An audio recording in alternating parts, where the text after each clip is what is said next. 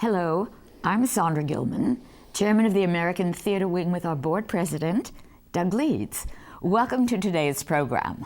Classical theatre has spanned centuries, from Greek tragedies and the plays of Shakespeare to innovative modern interpretations.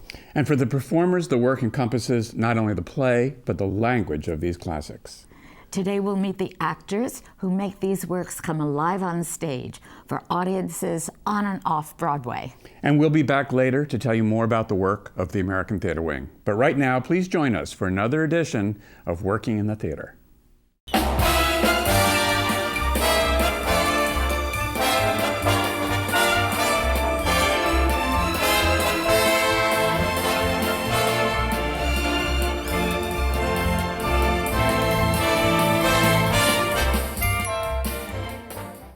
Year after year, the works of Sophocles, Molière, and Shakespeare are seen on stages across the country and around the world. These works offer great challenges for actors and perhaps for some audiences. Hello, I'm Howard Sherman, Executive Director of the American Theatre Wing, and I'm joined today by three performers with vast experience in the world's great plays who will help us to demystify the classics. Our guests today are Kate Fleetwood, Peter Francis James, and Laila Robbins. Welcome to you all. Thank you. Thank you.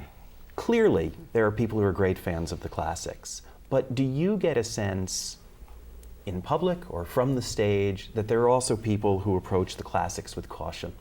Peter, I'll start with you. Oh, I think it's perfectly reasonable to be completely terrified about going in. There's an assumption. I think the way most people are introduced to them is it's something rarefied, it's something removed from their lives, it's something academic, and I think that's the biggest fallacy. Is most people's introduction to them is reading them, and none of this stuff was ever meant to be read. Mm-hmm. It was meant to be seen and experienced. It would be the difference between seeing a map of France, for example, being told, "Isn't the wine wonderful? Can't you just smell the cheese?" And, no, it looks like a bunch of red lines on a. And I think that's most people's introduction to the classics, whereas if the first thing you have is a glass of wine and some extraordinary cheese, and you experience those and then are told, well, these are French, your experience is very different. So, yeah, I think a lot of people approach the classics with caution because of the way they're presented to them, but not because of what they are. Once they experience them, it's a whole other animal. You get something there you don't get anywhere else. Yes. We've been having that with the matinees for the children, with Antony and Cleopatra. They study the play before they come. They've read it. They maybe have read some of the scenes out loud, but they come and they see it come to life. And they get so involved, especially in the physical part of it. I don't think they always expect that it's going to be as physical, Shakespeare anyway, for the kids. And then they go wild when they see that part of it, how visceral it can be. Making it a visceral experience, I guess. And it's great having the younger audience to see it because they don't censor their responses as much. Right. So when they're feeling emotionally connected to it, watching violence or sexuality or love or tragedy, then they have a sensorial response in the same way as eating a nice piece of cheese. Yes. And but just to go back to what you were saying, they used to say in Shakespeare's day, they used to say, we'll go and hear a play. That's what they used to, the way of saying, we'll go and watch a play. We say, we'll go and watch a play, we're going to see a movie, we're going to see, and they used to say, we'll go hear a play. And so you're employing a different sense then. And so, and I think people come and see Shakespeare, and I'm the same, I've done a lot of Shakespeare, we've all done a lot of classical work. But when you go and watch Shakespeare, it does take maybe 10 minutes to click your ear, your oral ability into hearing the language. And you have to work hard as an audience. And I think, right. That's the thing, isn't it? You're asking the audience to work. You do, and that's very different, and I think it's a very satisfying thing for an audience. It's surprising to them often. I mean, there's a beautiful speech in Henry V where a chorus comes out and says, work, think, look, see, you have to imagine. And there's this demand made in classical theater, oh, you're not going to be sitting back, you've got to get into this thing. Right. Yeah. And which is part of it, I think, the love we all have of it is that one can feel that there's not just I think we're sort of connecting with the audience tonight. That's the demand right from the start. You must. You have to. They're in it, or it's dead. Yeah, right. And they're implicated as well. They're implicated, exactly. And then you can, if you start from the point of reference that they are implicated, then you are transforming not only the characters on stage with your language, but you're transforming the audience. Mm-hmm. We were working with Cecily Berry, a wonderful Shakespearean. Voice what coach. would you call her? Voice coach, I voice guess. Yeah, she's maestro. a maestro, goddess, guru. And her main thing is saying, make them think.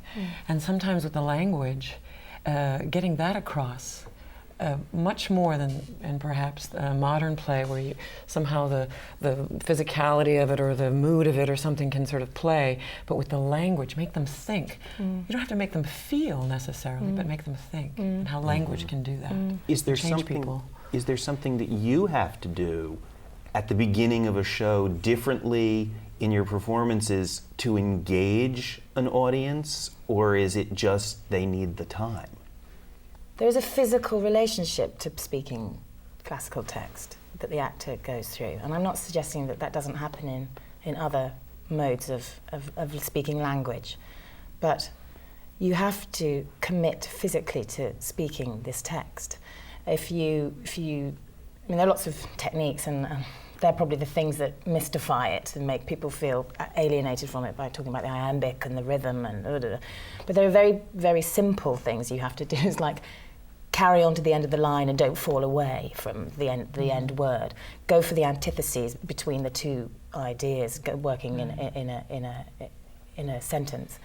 So you have to be physically prepared to engage in the language that way. If you don't do that, then you're not connecting with the language. And I think Sis talks a lot about that, about making the language affect you in your body when you're speaking. And so you have to warm up, and you have to be... And imaging it very, very strongly, that when you have a phrase that's very poetic, and sometimes the use of vocabulary that's not quite familiar to people. Certain words are more obscure. But if you image strongly and give it a sense of specificity, a person can kind of gather what you're talking about, whether they know what that means exactly or not. And I find that as an audience member, even when I go to see Shakespeare, it takes a while, as you say, for the ear to sort of acclimatize. And I also kind of let myself off the hook a little bit, in that I allow myself not to understand everything. I'll say, you know what, I got that, I didn't quite get that, but I'm getting the gist of that, and I'm seeing through the physicality of it what's going on, and I will allow myself not to get every single thing, so that I can take this journey. And don't beat yourself up. Well, and the truth is that we all learned language by implication, that we watched big people walk around and use a word in a context and went, oh, I think I know what Daddy just said to Mommy, whatever it is. So that we have, as an audience, we have this capacity. We don't employ it as much in adulthood, but it's there. It's how we learned language. So it's actually very deep in us. And I find that audiences who give themselves to this, who say, well, let me just relax in this, that sense that employs itself, and they're fine, which is why often, as you say, a younger audience, which is surprising to you, will click into the language faster than an adult audience. I think they're closer to that faculty and more willing to say, not let the adults talk over their heads again. I know what that meant. I suppose it would be like as an adult going to a foreign country and not knowing the language and sort of picking up on what's being said anyway on some level. But and technically, what's interesting is that, not that you want to sing-song the text at all or make it sound just about sound, but meaning comes out in the sounds we use. And voice coaches always talk about that. And I think Sis, and there's another woman in London who I've worked with quite a lot, Barbara Hausman, and she talks about the fact that consonants deal with sort of meaning, and vowels handle emotion. So when you're connected to the vowels in the language, I don't want to talk about exercises, but when you say oo-ee or o-oo-ee, to be or not to be, you kind of get a sense of yearning, ooh, or oh, ooh, something's happening in the emotion in which the audience can connect with. Right. Of the consonants carry maybe the meaning of, or they surround the emotion. So. And doing and actually meeting that language makes you feel it. Yeah, I always and then say the audience Shakespeare plays it. you. Yeah, you don't have to play it; it plays you. Yeah. So when there's a lot spoken about, backstories and preparation and psychological preparation to play the classics, but actually your main preparation needs to be to connect with that language physically. For me personally. For example, when Antony dies and then Cleopatra says, "Look, our lamp is spent." If you go, it creates in your body, as you say it, a sense of loss. Yes. Just by saying the consonants. Just the, he's brilliant, isn't he? I guess. Well, the dirty little secret of people who like to do the classics is that they're easier because all the work has been done for you by some genius who, if you surrender your body to him, will take you emotionally through it. He will set up a breathing in you during moments of weakness and pain. He will set up a breathing in you during moments of power and surety. Right. He will set up breathing in you in moments of revelation and transcendence. And changing the iambic when things get emotional by doing changing the rhythms. Do you think that any good actor can do the classics? Yes, if they know what to look for. To it. Yes, if they know what to look for. It's sort of, and I remember seeing a Dick Cavett show a long time ago, and he had Yehudi Menuhin, the great English violinist on, who's no longer of this world. And there was simultaneously a kind of breakout of bluegrass music in the US, and a man named Vassar Clemens, who was a great bluegrass fiddler, was sort of in people's consciousness just at that moment. It was his 15 minutes of fame. And he asked Menuhin if he could play what Vassar Clemens played. Could you play bluegrass? And Menuhin said, "Oh, no." He said, "Wait a minute, you're Yehudi Menuhin. You could play it." He said, "Oh, well, it's the same instrument, yes, but it's a different discipline. I'd need to practice that for 10 years or so." And so there is that. There is simply practicing within, could Fred Astaire dance as Baryshnikov did? Given practice, yes. But there is a discipline there, that's all. Right. You learn to play that music. You learn to, Yo-Yo Ma has been kind of famous now in our time for just being interested in everything, He wants to get jazz out of that thing. He wants to get, we live in a more polyglot time, which I think is good because I think we search out these different experiences. But I think in the end it is just good acting. Well, it's like using different muscles, really. Yeah. It's which muscles have atrophied and which are, and I find with camera work, a lot the camera loves spontaneity, looseness, things that happen as accidents. The camera loves accidents. If a thing of water falls over, the camera loves that because it's real. And but on the stage, there's sort of a structure that helps project it out to the audience. Working at the Guthrie Theater, a lot of the regulars at the Guthrie would say, to tell the truth out there, 50 rows away, you have to lie up here. And in a sense, sometimes you feel like you're lying, but actually out there it looks like the truth. But you need that muscle to get it past the footlights in a way. Or with that language, you need that muscle. It's interesting, that discipline, is because you do have an audience sitting maybe 4 feet away from you, and an audience members sitting 200 feet. And I agree. Sometimes you think, I can't possibly be being believed by the man on the front row, but I think the guy on the back row will be getting this. Yeah. That's quite a tricky thing to learn how to do, and the balance of that. That's the same for any stage production, though. It's not a unique issue for the classics. But the language, though, language of maybe Shakespeare, is so muscular and requires power and requires that element of discipline of the getting to the end of the lines, making sure that the does are met. Maybe I mean, I spat on some guy on the front row the other day. I was in the first scene, and he kept doing this. And I thought, I'm really sorry, but if I don't do that, the guy at the back's not going to hear. Right. So, Oh, he's selling that handkerchief on eBay now. Don't worry. Lovely. I want to jump back because we were talking about young audiences and how they respond. And I wonder if some of it is that they come in with fewer preconceived notions about what a classic should or shouldn't be. Do you think that's the case? I feel like it's so important to teach, to expose young people to the classics, because I think the problem with society today is that people like what they know. And if you don't get an opportunity to know it, you'll never like it. So what they know is reality television, what they know is Britney Spears, what they know is this, because that's what's put in front of them. And to say, look at this is something you don't know, but you can learn to like it as you get to know more about it. It'll actually engage you, and it'll be fun, and you'll get a kick out of being able to decipher it and going, oh, I know what he said.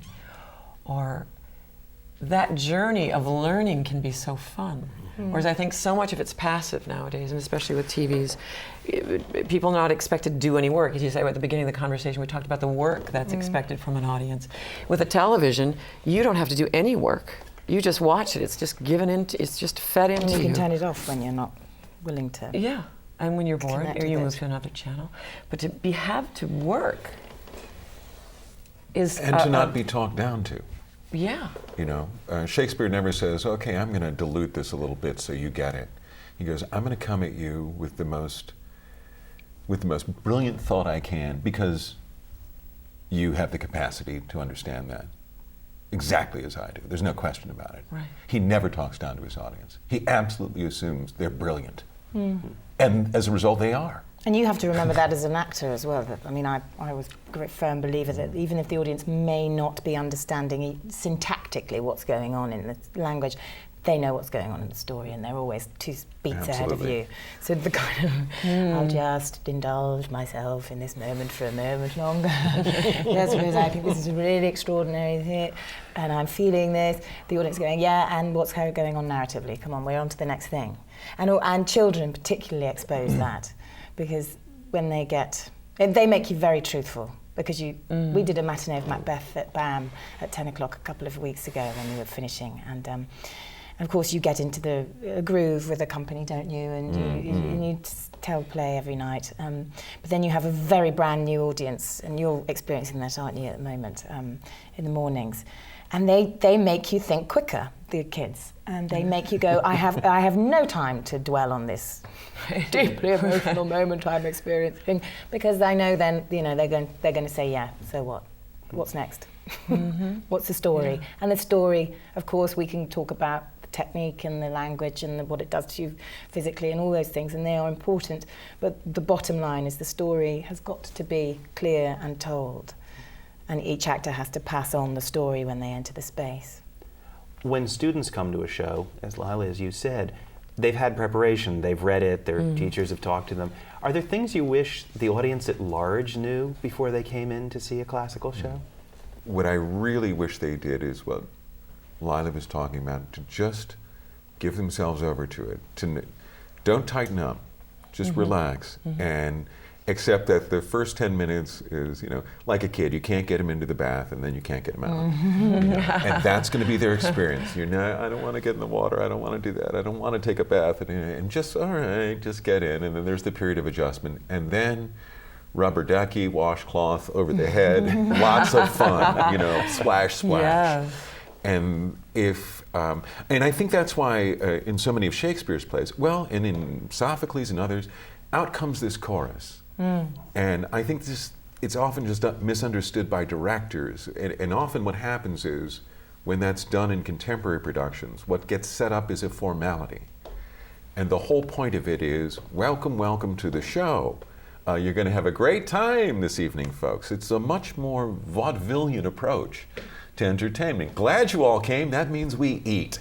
Wonderful, you know. And to keep you here, and so that there should be what I'd really like to see is a welcoming as part of it. I think that's fundamental, where you set a ground rule that says, this is relaxed, this is for you, you're going to participate, but don't worry, we're not going to ask anything difficult of you. You're going to have to think. You're going to have to imagine.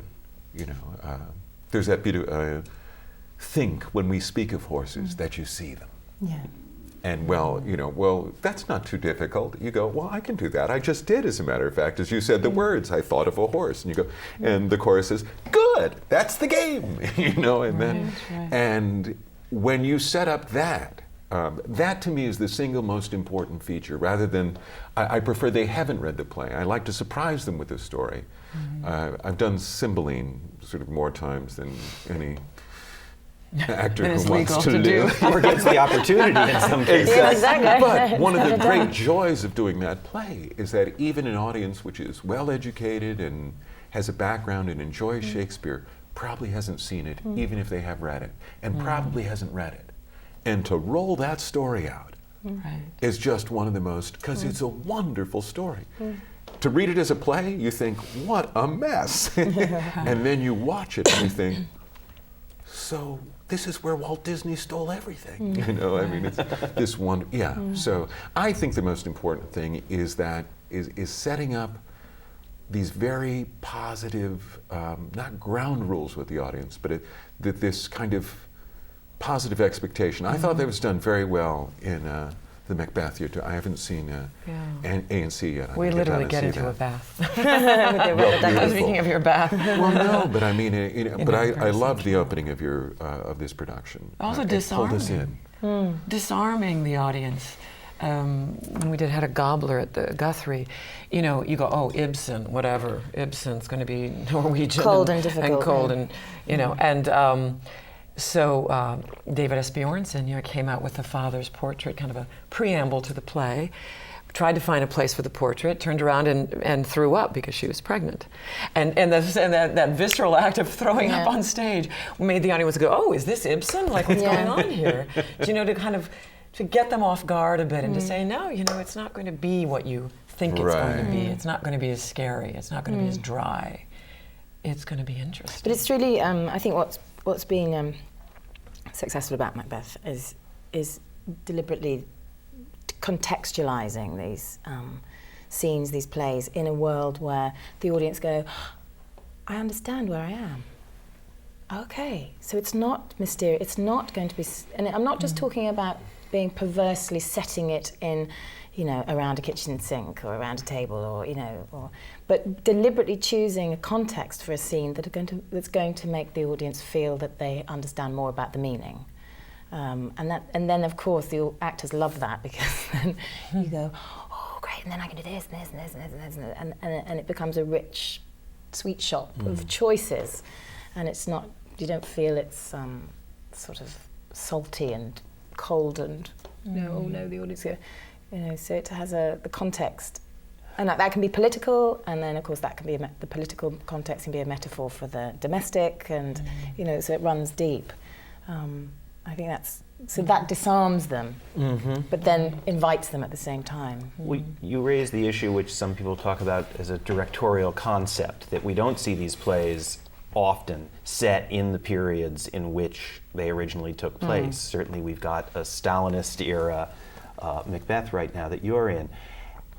Does the concept then inform how you play the character, or is the character still as Shakespeare wrote them? How much do you change with the times, depending on where the director's going with the show? It's interesting. I mean, with Antony and Cleopatra, we set it in 1896, partly because we wanted to avoid the Rome television series syndrome where they had zillions of dollars for costumes and sets, and we're in a 200-seat theater. So when you start to put men in togas and bring out sphinxes, it starts to look like a Halloween party a little bit. So in order to avoid that whole problem, we've put it in 1896. Now my concern was, does that make Cleopatra's empire much smaller? Is it not the land that it was at that time? Also, primitive elements of the play. The fact that Cleopatra back in 40 BC was almost killed by her own siblings, and would carry a dagger, and thus she almost kills the messenger when he comes. Those sort of primitive impulses, which do exist even today, but in some ways you might adjust some of your impulses based on where you're setting it, of course.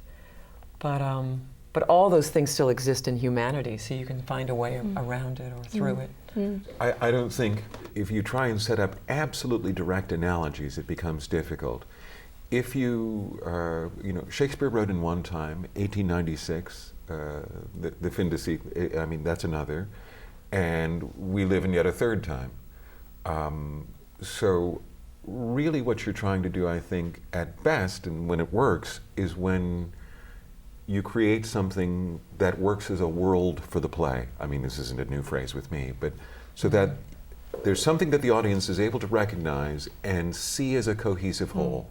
And they go, the world of the play holds up. And there are anachronistic things, but they don't bother me. They're true to that world. And if you keep consistent within them, and if the director's chosen well so that they tend more to feed the actor and feed the audience and say,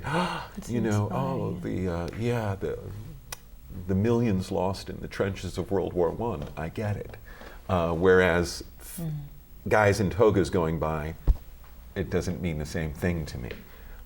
But if you're talking about the obliteration of, I mean, depending on what play you're doing, the Stalinist theme in your Macbeth, where you say, my God, you can't see it without going, the purges, Siberia's out there for anybody who puts a foot wrong. Yeah. But what's interesting is that it wasn't, it was a roughly Russian idea, and of course, everyone makes it a style.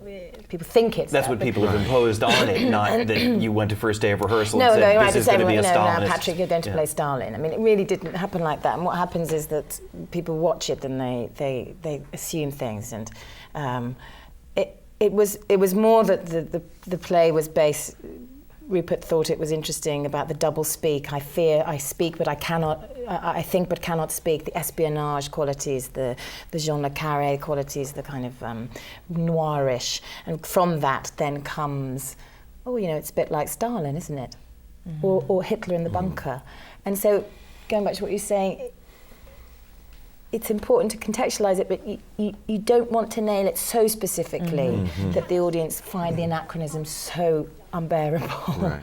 What not put upon his spongy officers who shall bear the guilt of our great quell? Men, children only. For thy undaunted metal should compose nothing but males. Will it not be received when we have marked with blood those sleepy two of his own chamber, and used their very daggers that they have done? Who dares receive it other? As we shall make our griefs and clamour roar upon his death. I teach at Yale in the fall, and I have the directors in my class as actors, which is fascinating. Yeah, and it's a wonderful way to have vengeance. Just for a mad moment. Right. But no, it's one of the things I say to them is that you can set it anywhere you want, you can do anything you want, but if there comes a tension between what you've chosen as allegory and Shakespeare, he's going to win. Yeah.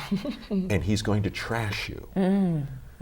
So when you feel that point of tension, if you can't resolve it in favor of where the text is going. Right. And you'll always come out all right. Just yield to him for that moment, for that scene, for that minute, and you'll be fine. I mean, I found in this, in the Macbeth, the only times I had problems were when people weren't speaking. That the allegory and analogy was fine for me within the world of the spoken text. There were some times when there was something staged, where there was no text around, where I was pulled too far into a Stalinist world, or too exact a parallel where I went, well, that's not a parallel though. So, I mean, it's just very interesting. It's very tricky balance. But if it can balance on that language, we go with it. It works. It seems a real world. There are things. I mean, I had a friend. I mean, this is a silly anecdote, but I had a friend. I mean, sometimes you arrive at rehearsals, don't you? And they show you the model box. I don't know if this is the same in America, but I mean, it seems quite a traditional thing that happens now. You arrive on your first day of rehearsals, and sometimes now it's become so traditional, people don't do it anymore. And you don't even read the play. You sort of run around for a week, and then you give your part. You play my part, and I'll play your part, and then you end up not rehearsing your part until 2 days before you show up with the audience. But traditionally, you'd get the model box, and you go, oh right, so that's where we're setting it. And I had a friend who was doing Romeo and Juliet, and he thought, oh great, I'm finally getting to play Mercutio, or and that he was going to the director set it on Mars, and he thought, oh no. The aliens and the earthbounds, the Capulets, and of course it doesn't work at all. But you can sometimes come to a rehearsal on the first day thinking, so where's it going to be set? Right. And sometimes it's extraordinary and it allows the imagination to run completely wild. And sometimes it doesn't work. And it ends up being this huge obstacle. Yeah, but you must have, Shakespeare was a populist playwright, so to the idea that you can only set it back to where he was. He's interested in the here and now, and he's interested in what things mean to us. And if that means that we have to update things so that the context is more tangible for us, then I'm all for it. But giving into the language and giving into Shakespeare, I find it difficult to watch productions where every actor brings their own quality and personality. That's why we want to see these plays done over and over and over again. Obviously, someone brings their own thing to it. But you don't want to feel that actor actually thinks he's more interesting than the text. No. The interesting part is the text. And if you meet it, he'll help you. And sometimes I think a lot of young actors now base their sense of drama on movies and television, and they don't get a chance to see a lot of classical theater. I feel so blessed that I grew up in Minneapolis with the Guthrie, where I was exposed to that sort of size, that sort of drama, that sort of poetry, and I think a lot of young actors now are not exposed to that as much. And as a result, the size of what they do or what they think language can be to them is so much smaller. Well, and I'm always reminded of this because when I teach, I bring it up. You have a beautiful line as Cleopatra where she says, "'Tis past the size of dreaming," and this stuff at its best is that. I mean, wherever it's set, whatever, when it really cooks, whatever someone's wearing fades away. Wherever you set it fades away. You're just left with these unbelievably exposed human essences doing something that can't be discussed. It can only be witnessed. You have to go to reading the play is not what it's about. Shakespeare could have written a novel. Cervantes did at the same time. I mean, he could have written novels, but he couldn't talk about what he wanted to talk about unless you added a human being and stirred. And that's what it is about these plays. They're not great literature. They're a great human experience, an actual visceral experience for an audience of human beings, and somebody who really understood human beings. And you have these moments of, that's it. That's what I've never been able to say. Right. And it's not the line he said, it's the living of that human being in that line where it's given to you. And that's, once you taste that as an actor, you're in trouble. And that's when direct address, when you're doing your soliloquies, if you have soliloquies, your direct address becomes so important because you're asking the audience, what do you think? A lot of soliloquies have questions in, don't they? And you're asking the audience, what do you think? Help me, help me, help me. Even if you can't speak, help me think. Watching somebody take the journey, how do I figure this out? And I was fortunate to perform in the Globe a few years ago, in a play that I don't think anyone had heard of. Well, I mean, The Two Noble Kinsmen is a play written by Shakespeare and Fletcher, John Fletcher, and nobody came to see that who knew the story, so it's wonderful to play a story in front of people who didn't know the end. But when you're playing in the Globe, you suddenly realise why direct address, what the function is. when you're playing a direct address in a dark theatre and you can't see the audience, it changes the impact. I mean, you imagine. Yes. You have the ability technically to connect to the audience in the space, but in a globe or in an outdoor space, like as it was written for, you start to see the people that you're asking, and particularly in the globe, you know that the people down here have only paid £5, $10 for a ticket, and the people there have paid a lot more, and the people there have paid a very much lot more. And you can politically use where you deliver certain lines. How you deliver certain lines. You can see the girls, the boys, the young men, the older men, the wise men, the stupid, the follies, the fools, and you can start to make judgments about, I mean, not that you want to make judgments about the audience, but you can make some political suggestions in the way in who you direct your address to. Yeah. And so those things, quite technically, the soliloquies become very alive if you implicate the audience with you. Getting back to, Peter, what you said about it being a visceral human experience, watching, for example, Lear, to watch that journey of a man aging and going through those trials and tribulations and self-realizations, and having those words to express it, to articulate the beauty of those things. We may walk down the street, get on the subway, and see a Lear lying in the corner with his bottle of whiskey or something, and go, well, that's a Lear.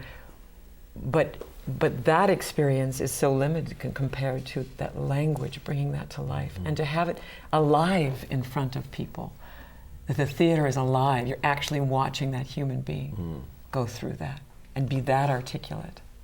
You can't find it anywhere else. No.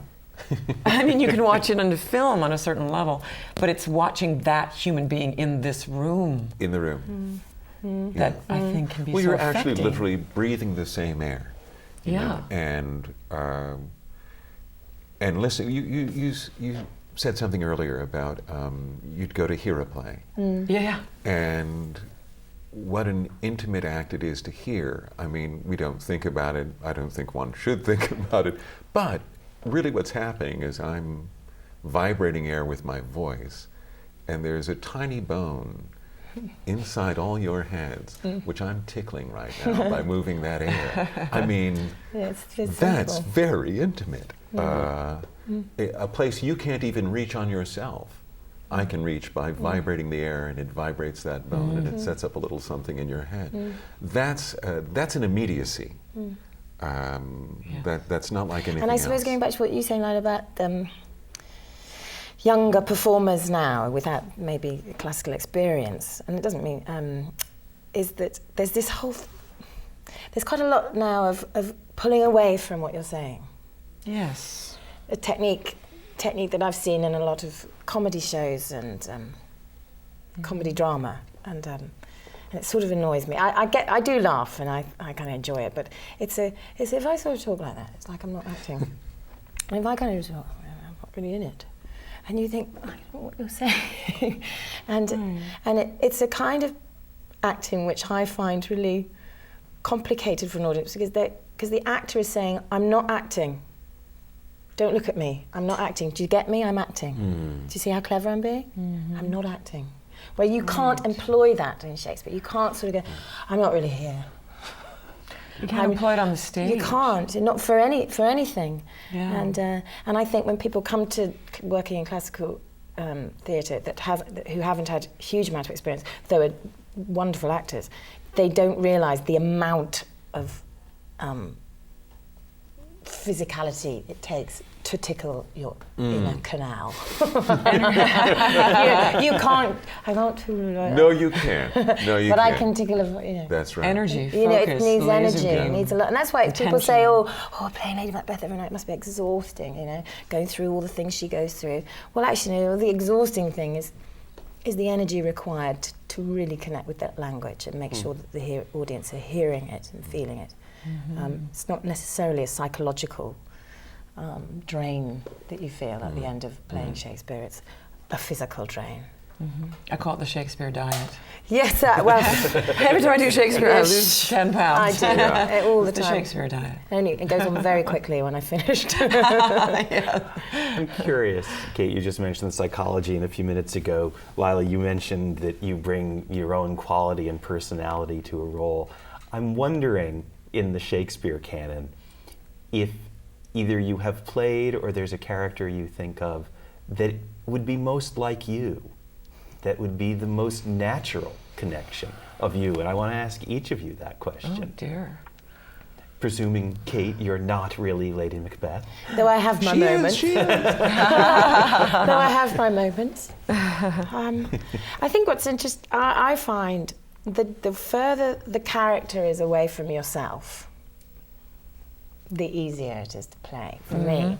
The door that you walk through every night when you go into your dressing room and get ready to play, when it's further away from you, you can see it clearly, very clearly what it is. When you're sort of playing yourself, it's not much fun, is it? That's why I love wigs. Every night we're getting ready for the show, and there comes the big, beautiful wig, and I go, there she is. Yeah, she's there because there's a it's somehow outside of me. But there are Lady Macbeth. I mean, for instance, Lady Macbeth. The director said to me, "Look, she's a narrative structure. You've got to remember. I mean, actually, Shakespeare doesn't give a huge amount of backstory to her. You only hear that she had a father and a baby. I've got a father and I've got a baby, and so even though I'm not anything like Lady Macbeth, I have, I'm human. I have human experiences just like her, and I've felt, of course, moments of need and ambition and greed and all those things. So it's hard to say. I'm definitely not like Lady Macbeth. I'm much more Rosalind.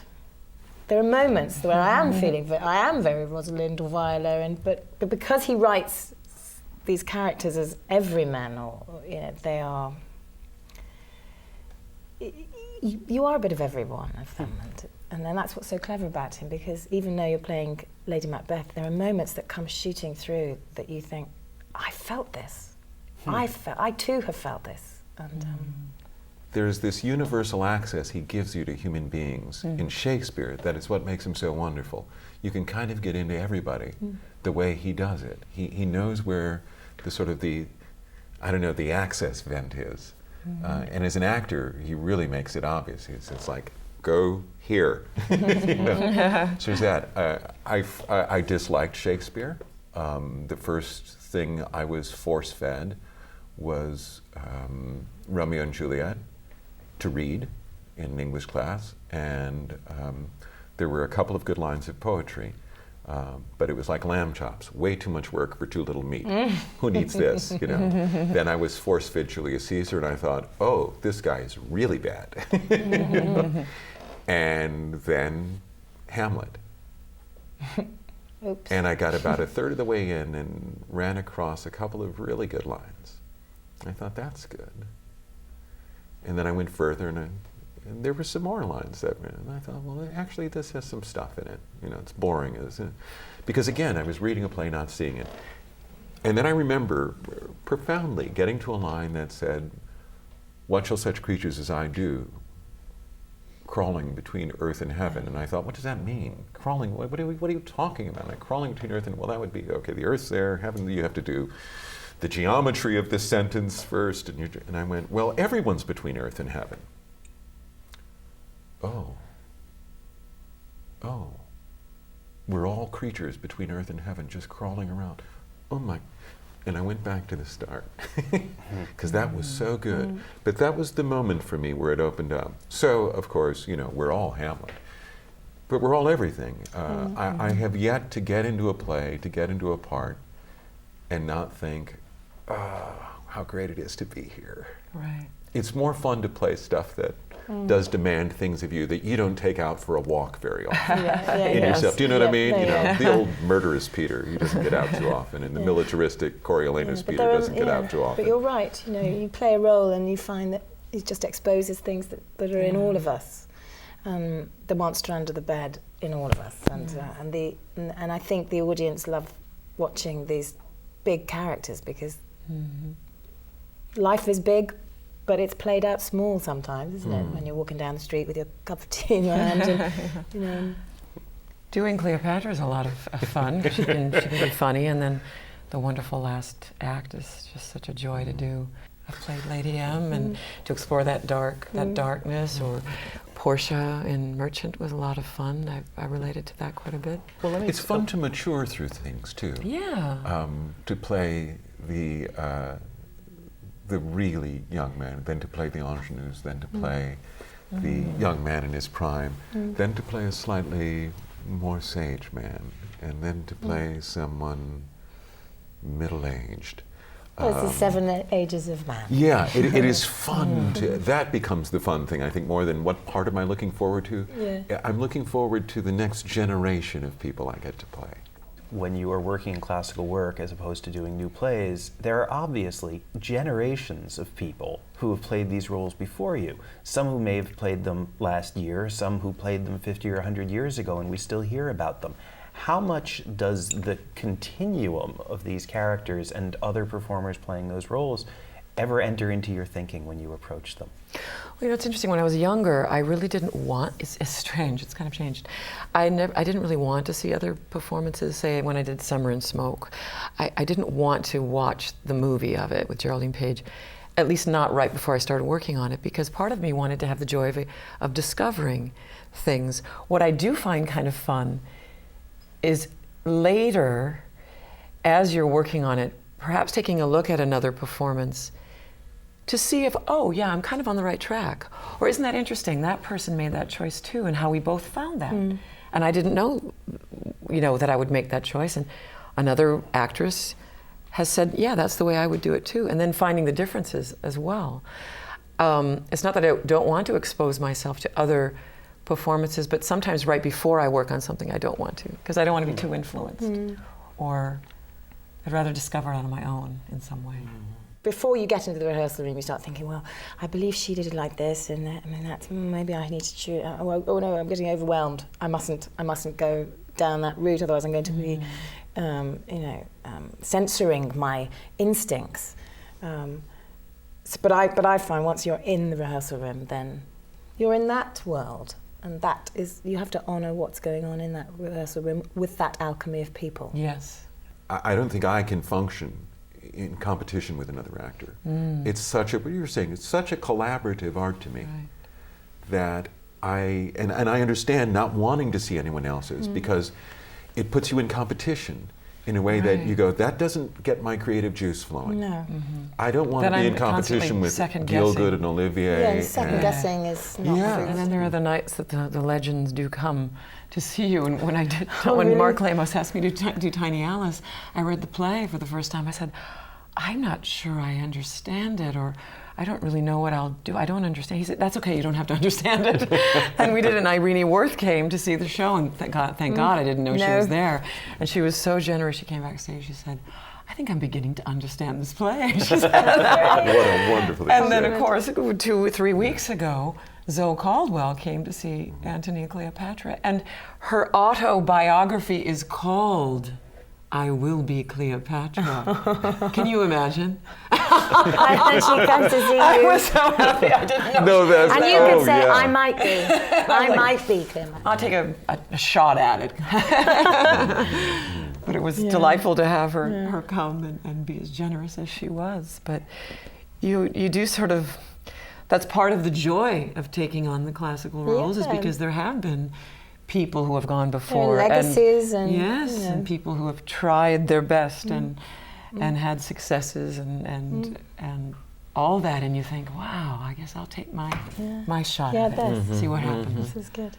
In conversations about classical theater, there ends up with a discussion of American classical, British classical.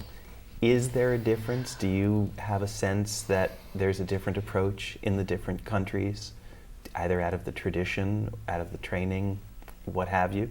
As a rule, although we're quite close, the British have more of a tendency to hear, Americans to watch. The British have more of a tendency to be restrained and not venture. I mean, this is in life and in acting as well. I mean, there's a difference. Americans, which also has a lovely proprietary sense about it. On the other hand, Americans will, at the drop of a hat, be very bold and dive in. They'll also be completely reckless. I find that these are essentially surface differences. The old hardened idea of distinctions between the two, I think, is really something of the past. And there's much more, not just an amalgamation, but a sharing and understanding of what other people are actually doing, an understanding of what really works, of what quality is, and not being so tied into perhaps a tight cultural form on either side. To speak the language does require power, and maybe some American actors don't necessarily know that, but that's only because some English actors don't know that. It's just experience in knowing that the language requires that force to get through to the end of the line and make sure that the antithesis is here, and so the audience can hear what's the arguments, the dialectic in the language. We tend not to think of culturally speech as a physical activity. And in Shakespeare and the classics, it is. And speech actually is a physical activity. Athletic. It's completely done with the body, with the breathing, it's actually a physical activity. You have to use your body to speak. Literally, I mean, the whole thing resonates, and we tend not to think of it that way. If we become muscular, we become physically muscular. Right, we want that physical engagement in space, not in sound. Right. And Maybe the that's British the tend connection. more to say, interesting. let me stand here and throw the sound there. And so it can be a trick, again, not to generalize, but if there's a tendency, it's to get a British person to say, go on, take a step. Yeah, right. Now, you have a background in Liverpool and everything. I mean, people are so diverse. You take a step. You stand on a stage and I go, that woman's going to become physically active during the course of this play. It's going to happen, ladies and gentlemen. But do you know what I mean? But if you were going to make a generalization about the most English kind of actor, yes, then they're going to stand still and throw sound. The most American kind of actor is going to mumble and throw the table across the room. Are the classics relevant for audiences today in terms of their content, or are they great pieces of literature that simply deserve to be seen? Do the plays have something to say to us now?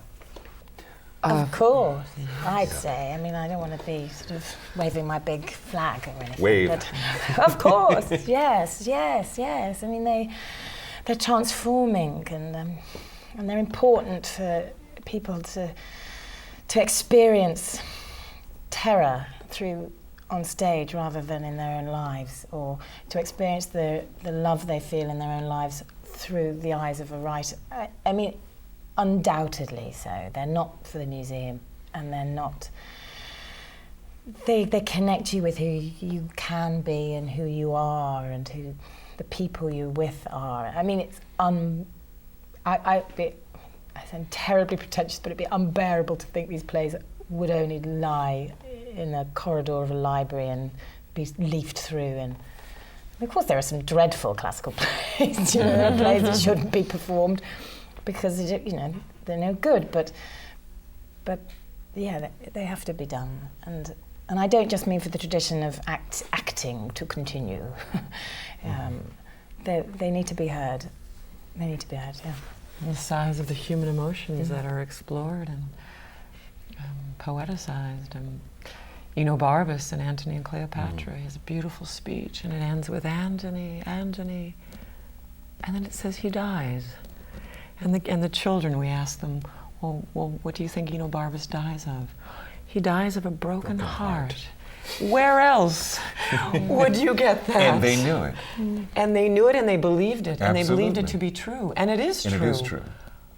But it's, leave it to Shakespeare to There are, actually even write the it. small characters, some of the smaller characters have such beautiful things they say. Old Seward in Macbeth, he finds out his son has died on the field, and he says, well, he died like a man. He died like a man without any pomp and the little shards of truth come out in the small characters. There's such, and you don't know what's going to resonate with somebody. I remember being asked, so do you think Shakespeare was the guy at Stratford, or was it the 17th Earl of Oxford, and where do you come down on that? And I said, I would not trade a single play to know the answer to that question. It doesn't matter. It doesn't matter. But those plays matter. They will change my life, any one of them, in a way that knowing that fact will not change my life. And I can't completely explain that. And that's part of the mystery that somehow these plays hit at. Mm-hmm. If I could explain to you the absolute core of the mystery of being a human being, I could tell you why these plays are important. I can't. I can just tell you that when you're doing them, and when you're in the presence of them, you're aware of something that it's very hard to make yourself aware of by yourself. And that's why they're important. If I knew the answer, we wouldn't need them. But it's beyond faith. It's an actual experience of them that I'm talking about.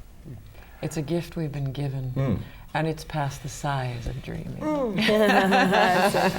And on that note, I want to thank you all for illuminating these great plays for us on stage and for illuminating your process for us today. Thank you for joining us. These programs are brought to you from the Graduate Center of the City University of New York in partnership with our friends at CUNY TV. On behalf of the American Theater Wing, I'm Howard Sherman, and thanks for joining us for another edition of Working in the Theater. The American Theater Wing has played a vital role in New York's theatrical life for more than 60 years. We stand for excellence, and we support education in the theater. Best known for creating the Tony Award, our work reaches beyond Broadway and New York. These seminar programs, which are supported by the Annenberg Foundation and the Dorothy Strelson Foundation, are an unequal forum for discussions with today's most creative artists. Downstage Center's in-depth interviews are heard on XM satellite radio. Our grant and scholarship programs support New York theater companies and theater students. And since we began, we have given away more than $2.5 million. Our theater intern group helps young people who are just starting in their careers build a professional network. And Springboard NYC is a 2-week boot camp for aspiring actors from colleges across the country. All of the American Theater Wing's educational and media programs are available for free, on demand, from our website, americantheaterwing.org.